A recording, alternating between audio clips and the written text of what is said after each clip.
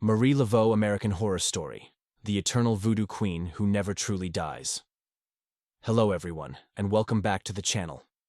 If you've been searching for the Marie Laveau American Horror Story, the chilling tale from Coven where the legendary voodoo queen rises in all her terrifying power, this is the full-length horror story retelling you've been waiting for.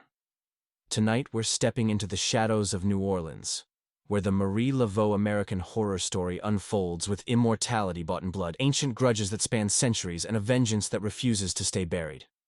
This is the Marie Laveau American Horror Story, as it creeps through the humid nights, slow and inescapable. Turn down the lights, imagine the scent of incense and bayou water, and listen close. Once the ritual begins, there's no turning back. The year was 1834, but time means little when you've traded your soul for forever. Marie Laveau walked the streets of New Orleans like she owned them, because in many ways she did. Tall, regal, skin like polished ebony, eyes that saw through lies and into the heart of things.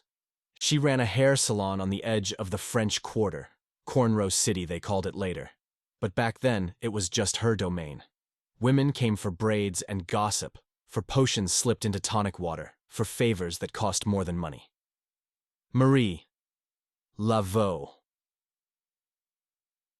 American Horror Story style wasn't about pins and dolls or tourist tricks.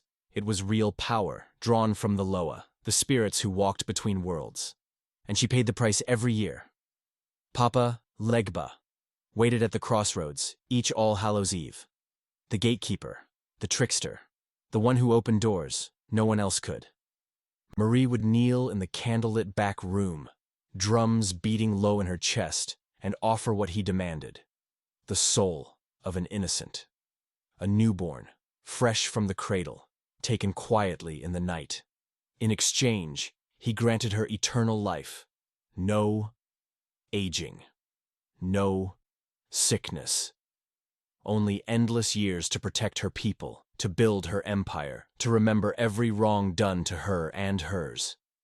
She had watched generations of her own blood come and go, had buried lovers and children, had seen the city swallow the weak. Immortality wasn't a gift. It was a chain. But she wore it like a crown. The witches of Miss Robichaux's academy had always been her enemies.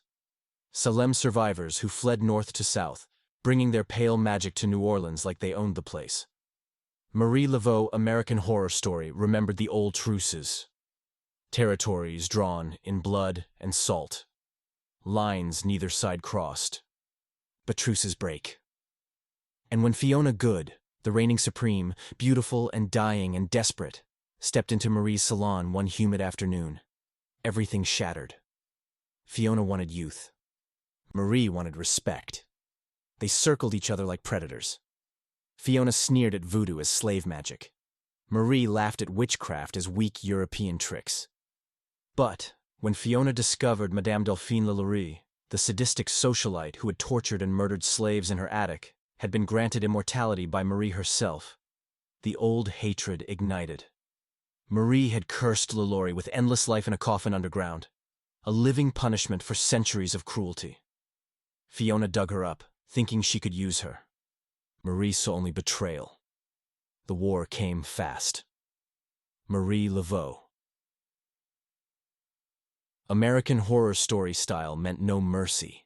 She drew the Veves in chalk on cracked sidewalks, called on Baron Samedi and Maman Brigitte, raised the dead from their graves. Zombies shuffled through the streets, eyes milky, jaws slack, hands clawing at the gates of the academy. The witches fought back fire, telekinesis, chainsaws in the hands of the living, but the dead kept coming. Marie stood in her salon, drums pounding, voice rising in chant, feeding the Loa what they craved. Blood, revenge, power. But immortality has cracks. Papa Legba grew restless.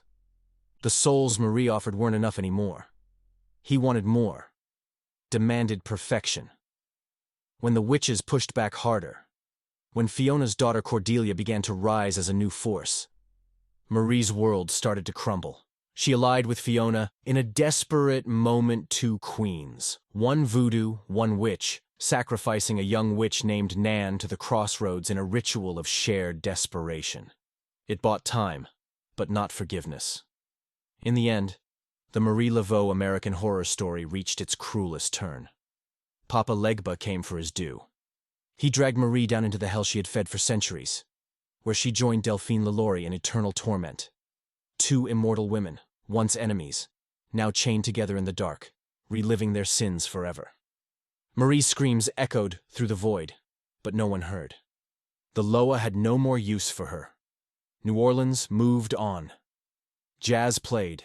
Tourists snapped photos at her tomb in St. Louis Cemetery No. 1. But the power she wielded lingered like smoke.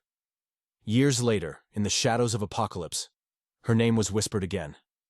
A minor echo, a reminder that some queens don't stay dead. They wait. They watch.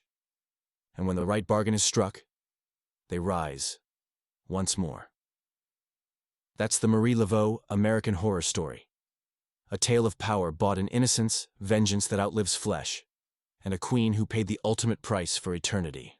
If this one sent a chill down your spine, smash that like button right now, subscribe to the channel, and turn on notifications so you never miss another full-length horror story that digs into the darkness of legends like this. Subscribing means these terrifying retellings hit your feed first. No waiting. No missing the next nightmare. Do it now. Don't let the shadows catch you off guard. Drop a comment below. Would you make a deal with Papa Legba for immortality, or is the cost too high? Tell me what you'd sacrifice. Thanks for staying with me through every curse and chant. Sleep careful tonight. The Loa might be listening. I'll see you in the next one.